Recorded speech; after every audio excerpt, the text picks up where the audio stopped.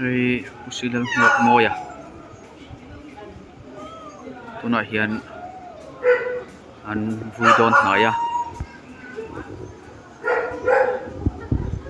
ani hi falam CNDF ten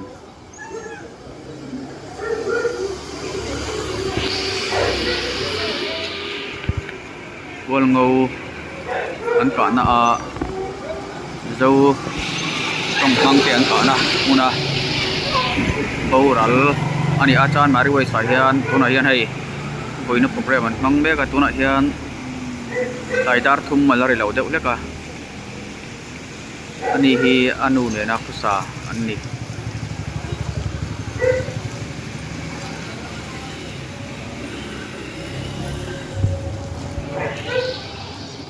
koi le mai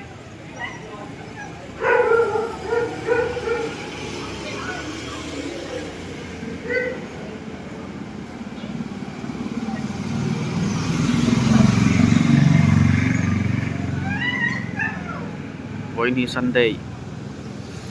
niru July sang hi samdi panga ani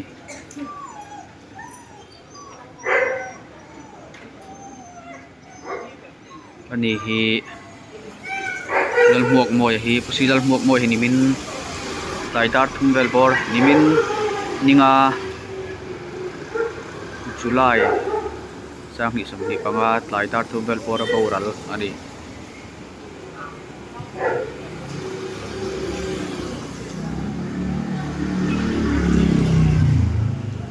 tuna hian voina program an mang mek ani Chanmari West ani atuna hian hei an voina program an mang mek mi chaklok khi ani a hoi khop mai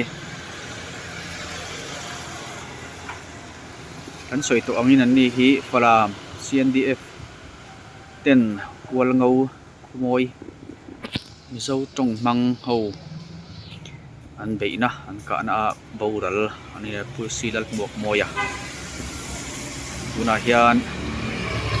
thana hun servel mang chho mek ani